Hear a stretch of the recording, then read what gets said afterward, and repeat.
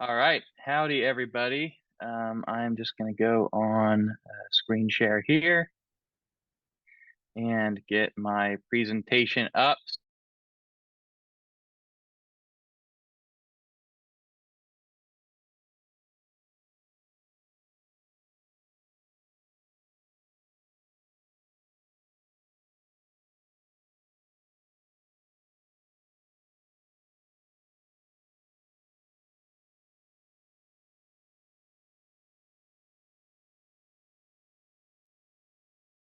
Looks good.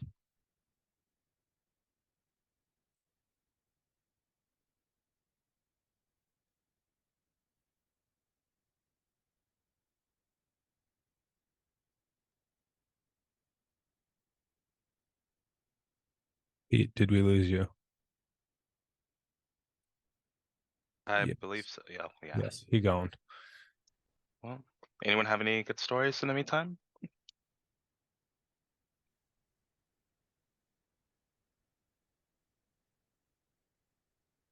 Or Ben.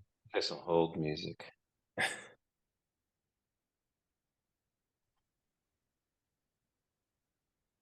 I will fill the time and say that we do these demo days every quarter. So the next one will be coming up in March, and it's not scheduled yet, but look for more or less the same format.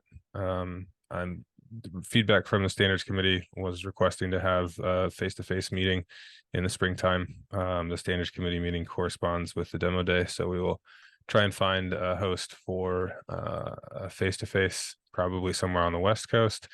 And demo day will be hosted along with the MTConnect standards committee meeting. We will do it. We'll do the demo day with an online component as well. And as with today, everything will be up on YouTube after the video is processed and been cut up into a couple of into a presentation for each presenter.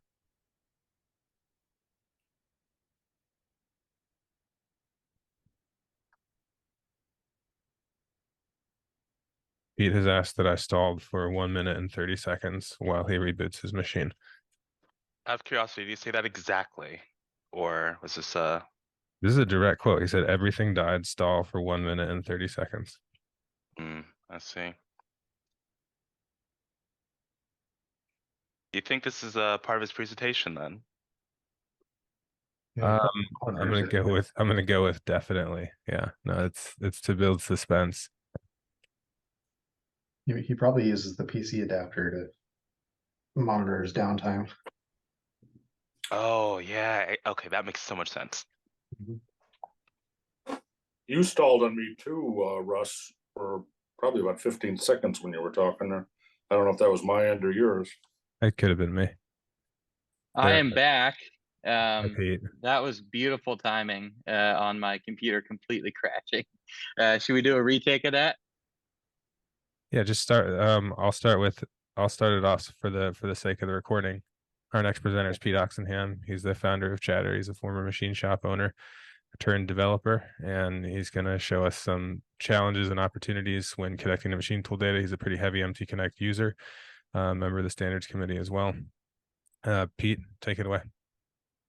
Cool. So I'm going to go ahead and screen share here and run through my presentation. Just for a bit of disclosure, this talk is going to be a lot less technical than what we've seen today so far, and more like high level on how this integrates into a machine shop, what our product is, and sort of my journey throughout that. So with that said, like Russ explained, I'm the founder of Chatter. I'm a former machine shop owner, and our mission is to connect the world's manufacturing data. So basically what that means is that communication between tools, software, and people is really the key to accomplishing automated manufacturing. So today, we're going to talk a bit about Chatter, what it is, just give you a general overview of the software and the customer use case, show the Chatter roadmap, where we're going with it, and then sort of get back into the origins of why this matters, why was this created in the first place, and then I want to get, since I've been given a soapbox, some thoughts on connectivity, data, and automated CAM, how that really pushes the future, and then we can dive into some discussion.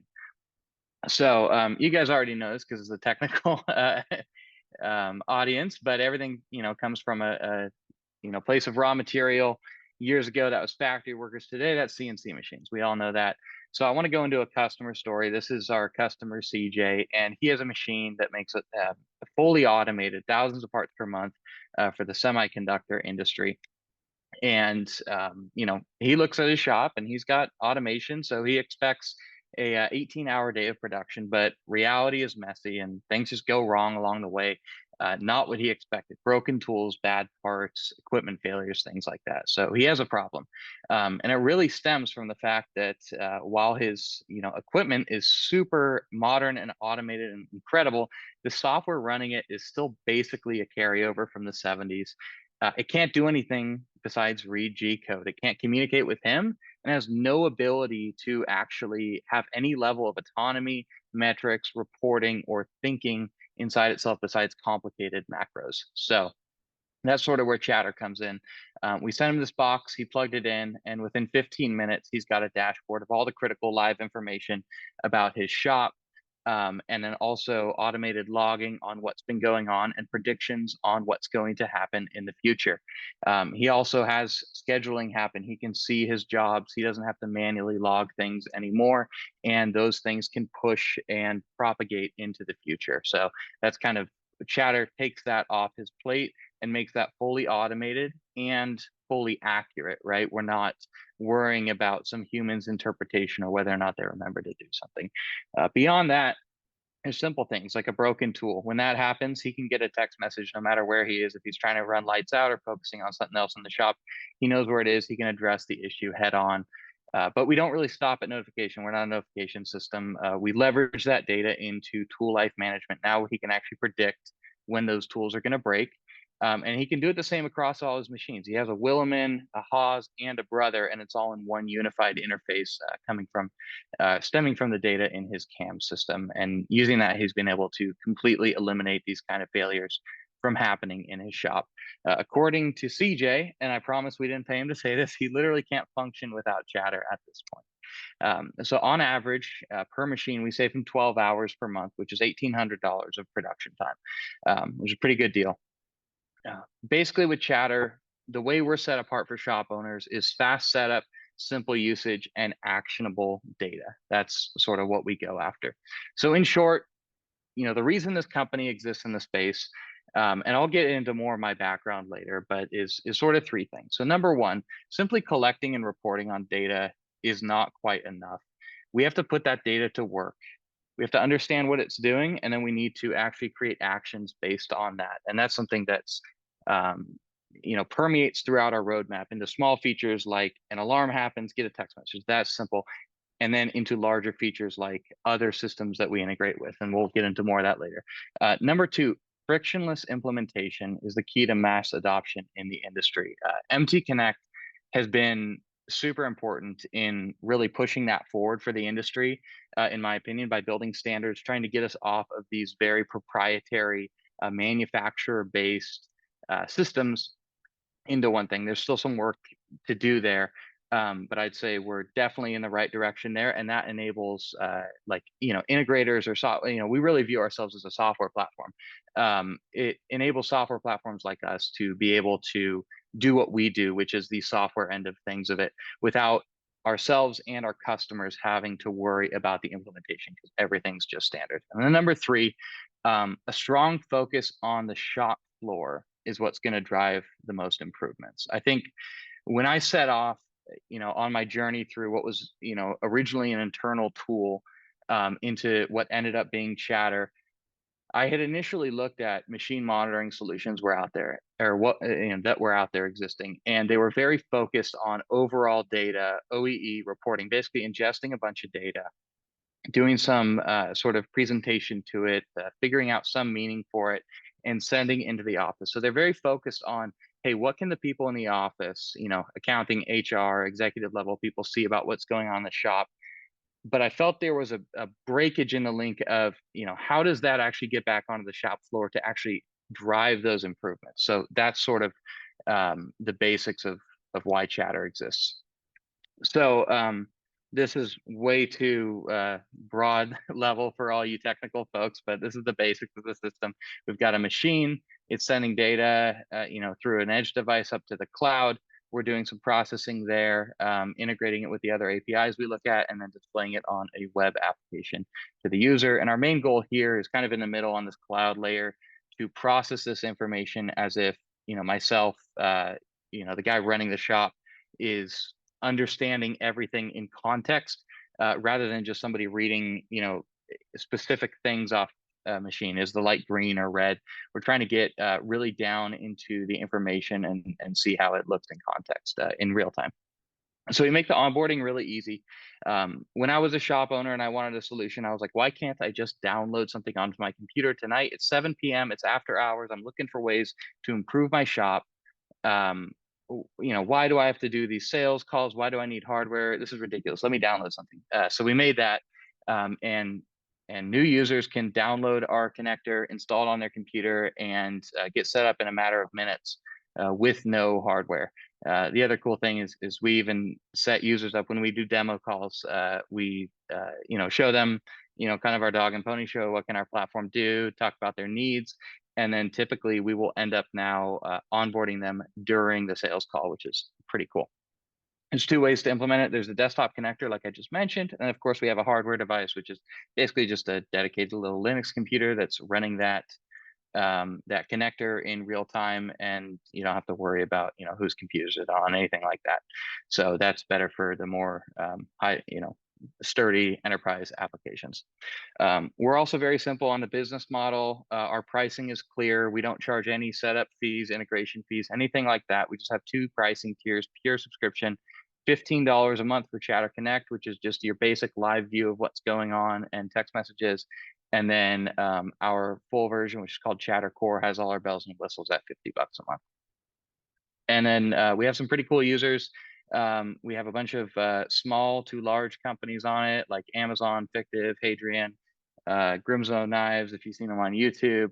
Some pretty cool customers using our platform in different ways. And then the other side of it, which I haven't talked about beyond just the connectivity service, is our open source project. So right now we have two of them in development, which is the Chatter VS Code extension. And essentially this is a open source, completely integrated into VS Code way for users to parse G code and edit G code in better ways, and then also implement Git version control. Typically machine shop owner, or not typically, almost 100% machine shop owners don't know how to use Git. So they end up, naming programs R1, R2, R3, R4, V1, R4, V2. It becomes ridiculous. And when I went, as a shop owner back into the world of software, I was like, oh my goodness, like this Git thing could save, so much time and frustration for me. So we implemented it into this extension, which is built on top of Git, to kind of allow for that from the machine shop use case, as well as file transfer over the network to machines that support FTP or SFTP. That's now built into the code interface that they're already using, that they're looking at their G code in. So we're just basically taking a step out of the process. And that kind of leads into our second thing, which is our ChatterSync wireless USB drive. That's another open source system, which is literally just a Raspberry Pi 0W with some software on it, or basically an image that's posted in the repo, where it behaves as a USB drive. So it goes into OTG mode, and then you plug it into the machine, and now you have like an older, like a Haas cold fire machine, or even people are using it on like ancient machines at this point. Now they can use SFTP over their over their network to these machines that previously they had to fuss around with flash drives. And it just sort of these like comforts that provide really good value up front. The users like them. They're free. I mean, it's $30 to do the ChatterSync thing. We don't make any money off of it. The VS Code extension is completely free, and we're just sort of optimizing these certain parts of the process that are really important to be optimized, in my opinion, in order to accomplish sort of the end goal, which is automated manufacturing. We need to set shops up for success, and there are certain things that we need to do to get there. So with that said, we'll go into our roadmap a bit. There's green, which is complete, blue is in progress, and then there's gray, which we haven't started on yet, but we're starting with a strong basis of data collection. All this is built off actually knowing what the CNC machines are doing. Layer 2 is data analysis, right? How do we actually understand not only like, all right, this data point is this and this data point is that, so we display it or we chart it or something like that, but how do we derive information from that that's actually useful in the shop? And then from there, we get into data transmission, which is, like I said, sending that data back to the CNC machines and then understanding what the data we're sending looks like in the context of the real world outputs that we're receiving. And you can probably see where this is going. From there, data synchronization, having this system expand its context beyond just what's going on in the CNC shop and what's the G code, right? If we really want to build a full platform that's able to give real insights, we need to be able to see those other things that are going on in the shop. And then, number 5 is autonomy, right? How do we use all that information to actually trigger an action? And kind of where we're starting with that is more digital autonomy than physical, right? A lot of these systems, like was discussed earlier with like a CMM hooked up to a machine, that'll be a one-off, integration that's like tight between these two systems. What we're looking at is really like in the software systems, how do we take workload off people for scheduling? How do we take workload off for logging, post-job reports, inspection reports, things like that, and really remove a lot of the time that's spent in the shop looking at one thing and then telling another thing what it's doing. So it's sort of that data automation layer. So some background on sort of how this all came about. Again, I'm Pete. I had a machine shop. I started machining in high school. You can see there with those TM1Ps. And then bought my first machine out of high school, started making race car parts, turned into a job shop, kind of moved up and up in the tiers of the type of work that we were qualified to do. And we were doing pretty well. And then in 2020, this sort of came about because I was sort of trying to follow that idea of like work on your business, not in your business. So just to analyze like what am I spending my whole day on? And a lot of it, mainly if you're a job shop, your idea is to get something from order to delivery. So this is the basic sort of chart that you might put out. I mean, it could be missing something or whatever, but like, in basic, it's a flow, right? From process to process. But in reality, things look a heck of a lot messier. We have all these interconnections between systems, and this, in a smaller context, like an SMB context, this is 1 or 2 people doing this. And as the system grows, it kind of only gets worse. Where there's just more and more people involved with interfacing between these different systems.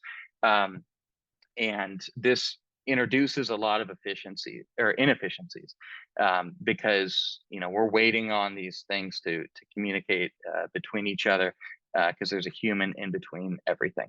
So how do I want to solve that in my shop? Well, it starts with Chatter v0. It wasn't even called Chatter at the time. This is a pathetic first attempt written in C# at implementing my one of my machines onto monitoring.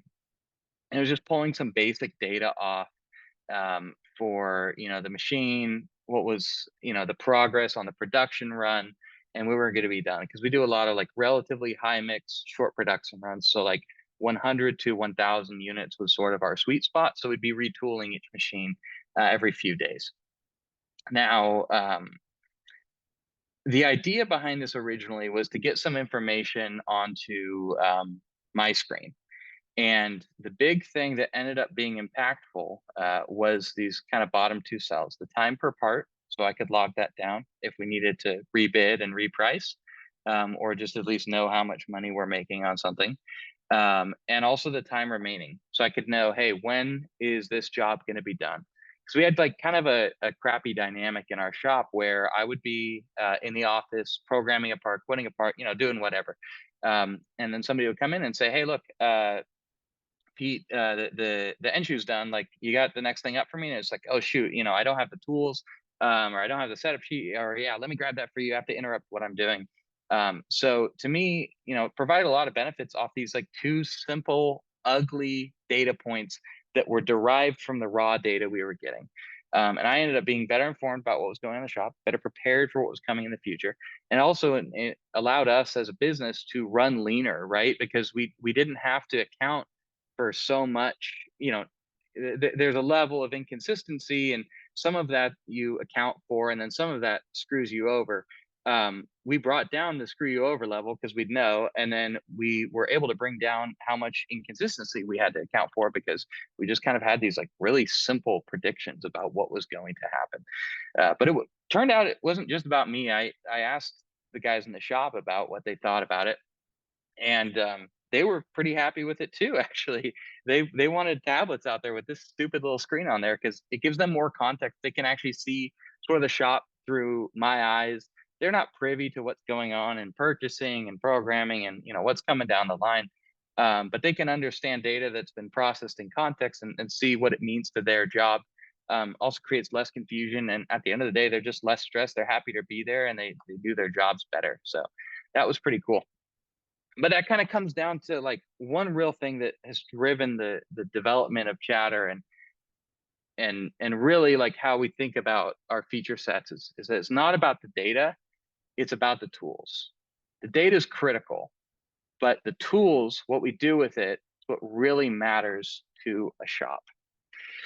So from there, I kind of want to talk about, this is where we get into the second part of the presentation where my charts aren't so pretty. Let's talk about what this data looks like in context. So, typically Chatter can fill in some gaps as it is with just machine monitoring, right? We can see that the tool broke, we can send a text message, and we have the tool broke, we have the tool number, we got that off the machine. And then we know there's a human action. We need to replace the tool. That gets done. And then there's downstream actions, in this case, reorder the tool. And then that gets done.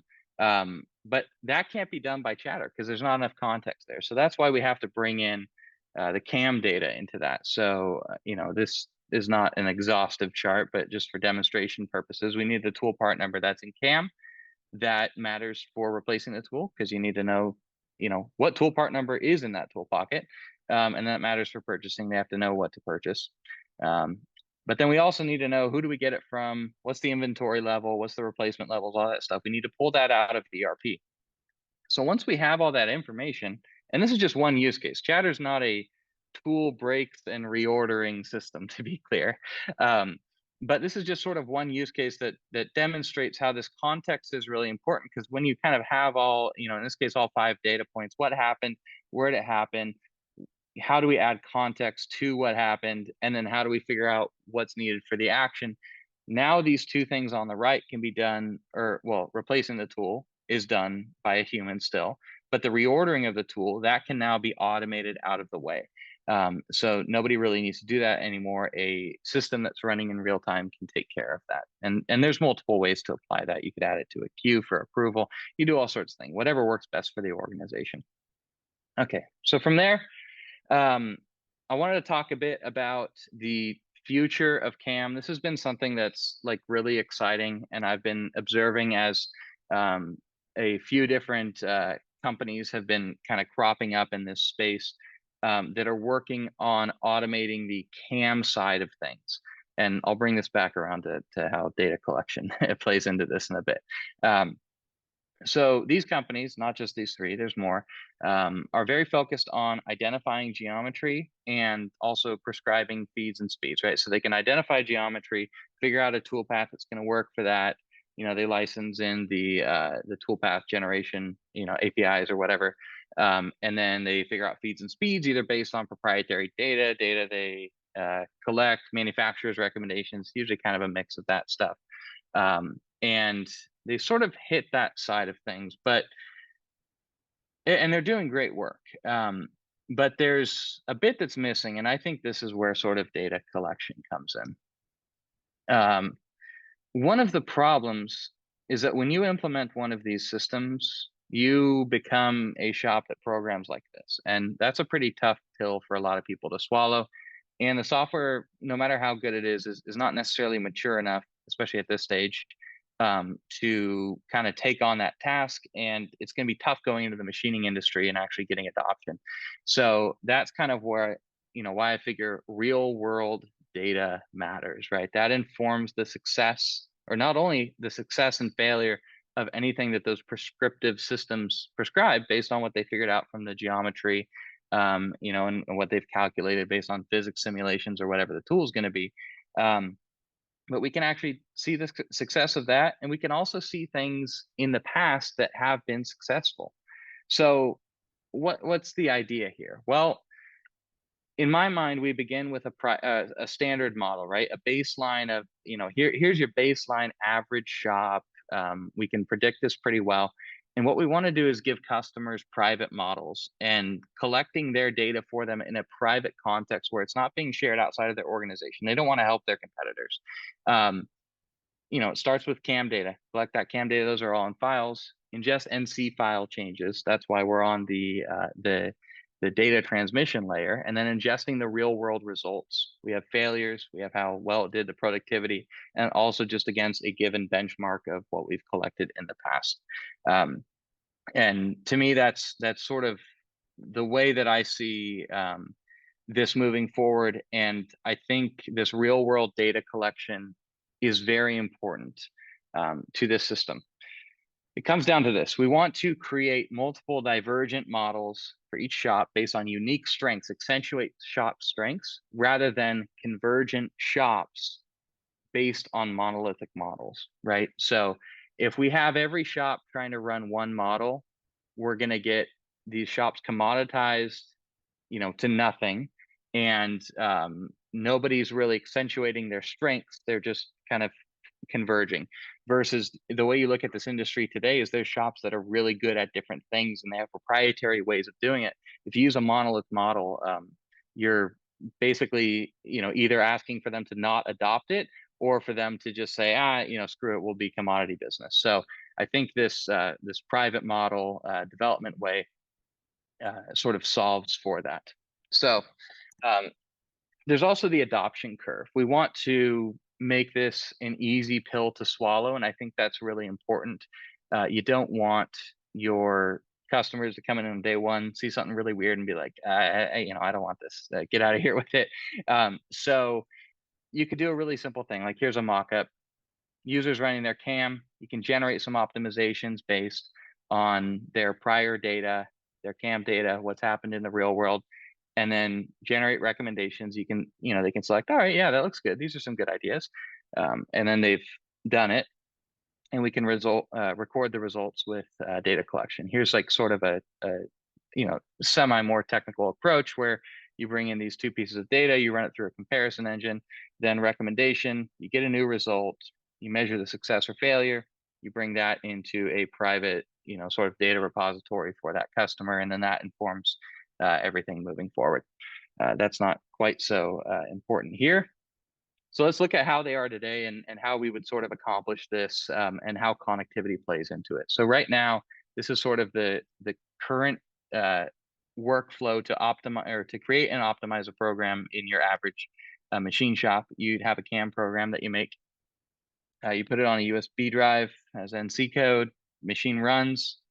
In the brown is human action. Somebody observes it, they implement a change, they make it in CAM.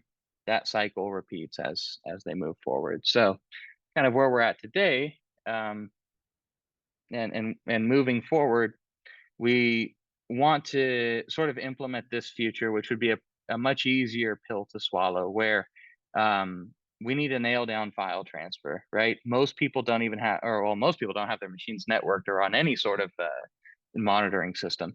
But also for that matter, using file transfer, where they're going onto their machines. And I know, like, for all of us, sitting here talking about standards and stuff, that's way over my head. The idea of somebody setting up on their machines, you're like, that's solved for. It's like, well, it kind of isn't, just in the sense that nobody knows how to use FileZilla or whatever, right? So it's really important from a product perspective to solve those and market them to the audience of machine shop owners who are going to create mass adoption. So that's kind of why the file transfer thing is important. But anyways, in this workflow, CAM program, automated file transfer, the machine runs, we collect data, and we generate a recommendation. And then we have the user, we interface with the user, say, hey, here's something, do you want to do it? And they click yes or no, and they approve the change manually.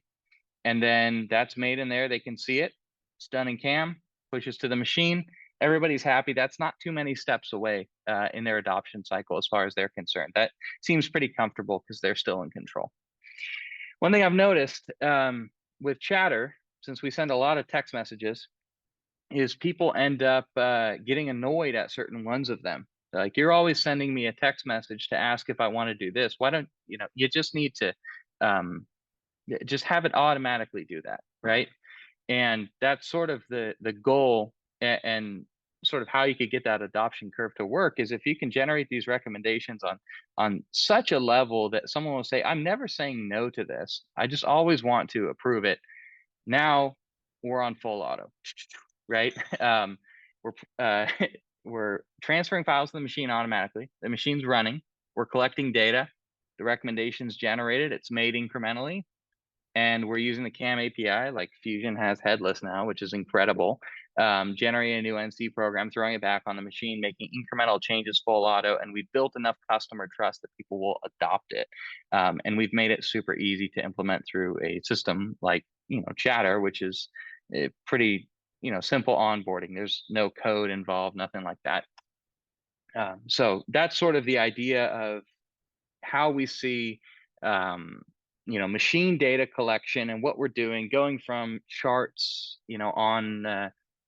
on computers and spreadsheets into actual actionable changes on the shop floor that people are happy with. We're making their lives easier, just in sort of being an assistant, and then starting to actually do their jobs automatically for them, and making them super happy with that.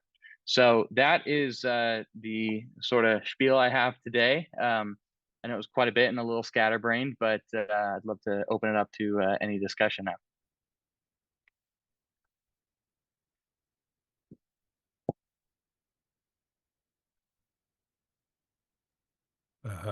Anybody from the floor, go ahead. But I have 3 questions that came in while you were talking. Yeah, Sure. I have one. So, I mean, you have kind of a wide scope of what you envision, like the future of monitoring, like what it looks like, especially like with your platform. Just curious if you've given any thought to like implementations that fall behind the ambitions that we have for these types of platforms. So, for example, like what happens if you encounter an implementation of MTConnect that doesn't supply the data that you need to power these types of utilities? Have you given much thought into that? Yeah, I have. I didn't want to. Well, I mean, Russ and I talked before this. Didn't want to come in here and start complaining about, the implementations of MTConnect, but we've run into that. There are certain machines that we can't get a spindle speed off of, and it really screws us up. So, I mean, there's a couple approaches to this. I think number one, and this is sort of the current approach that we've taken, is to sort of nail down what things we can reliably get, right? And then create derived data off of that. So I'd say mode is reliable. Most machines have that. Tool number is reliable. Spindle speed is mostly reliable, besides, certain machines that don't support it. Or, I mean, if somebody wants to make a note here, the way that it's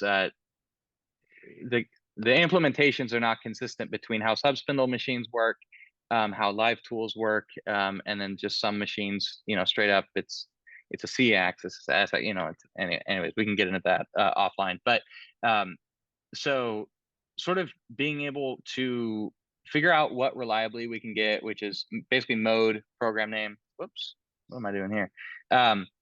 Mode, program name, tool number, And then part count is something we can typically get reliably. And off of those things, we can begin to build pretty good context on very little data, and everything else is just pretty much bonus.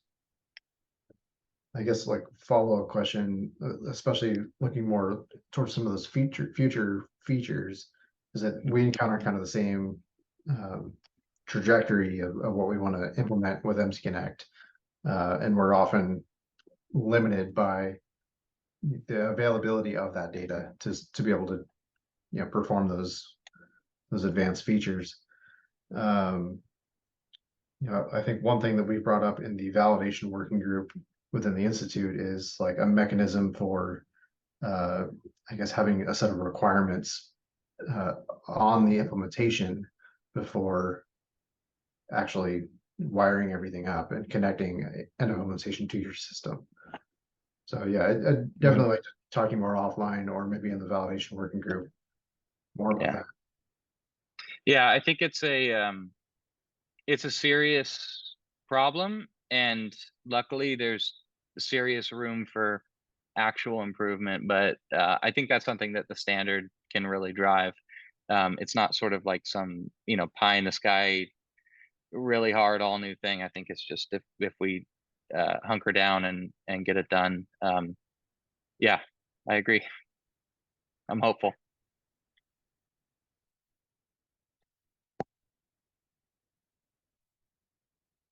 Anything else here? I'll give you the questions that came in on the side. Sure. First question was, you said you have a Linux box as the computer. Can you give some more details about the gateway device? I mean, it's right here. I what like details? I mean, what I can say, I mean, there's been a couple iterations of it, and it runs a few different kinds of connectors. I mean, just I'm assuming it's like more of a technical question, like how we do that. There's sort of a handshake that goes on where it identifies itself with Chatter, so that, you know, when it's sent to a customer, we have like an automated provisioning process here, where when a customer onboards, we have an image that can go on there and the thing's ready to go for them. And as soon as they connect it, it's good to go. And then it synchronizes with whatever they've configured up in Chatter to figure out what kind of connectors it should run, whether that's like the proprietary ones we use. So like Haas, let's see, Haas, Fanuc, Brother, Heidenhain, Siemens are all like native protocols, or if it's a MTConnect machine like a Mazak or an Akuma or a Herco, where we use sort of like a base MTConnect class, and then there's like class extensions for each like thing, because we know what sort of, like back to Trey's question, like we know what sort of data types we can reliably get off a Herco, and you know, the sort of like naming weirdness. So the sort of class extension is what handles that. So we have like a base MTConnect class, and then we know Herco does it this way, Mori does it. Oh yeah, Mori's the one I was forgetting. Herco does it this way, Mori does it this way, Mazak does it this way. And then, you know, it's set up that way in Chatter, and then the box just sort of self-configures, you know, accordingly, and then just start sending up data. So it's not really doing much, or not really any processing there, besides just ingesting data, finding changes, and then packaging them up and sending it up to Chatter. Hopefully that answers the question. All right, the next question, I'm going to read this question and then caution you slightly. What types of equipment do you find easiest to connect to? What do you find most difficult to? And what's the difference? You can speak to brands, but keep in mind here that explicit problems or kind of complaints against companies that are non-specific and non-technical, if you've got a company name on them, that runs risk of falling afoul of the antitrust rules for having competitors in the room. So feel free Is to it answer the are you question. saying non-technical So you can issues please, with them are okay? you can just talk about the problems that you have by the nature of the problems more than by the name of the fair enough. brand of equipment, Okay. please. Well, I'll speak good because I'm allowed to name brands in there. Fanuc Focus is freaking amazing. Sorry, I know that's not MTConnect, but that has been great for us. They have great, simple to use libraries. That was the first one we did. It's always been rock solid. And I think the way they handle their like sort of not really abstraction, but like they do a lot of like on machine like categorization down into like a specific data type that it's pretty reliable where we know we can pick it up. So shout out to Fanuc.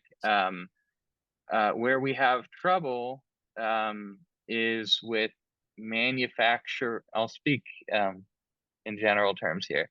Any manufacturer who were to have an MTConnect implementation where it is nearly impossible to use and their network interface nukes itself after 10 requests, and they put all their macro data items not where macros should be, I'd say would be the hardest.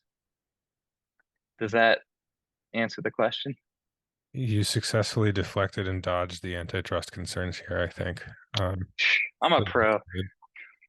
that was it as far as the questions that were sent in. Cool.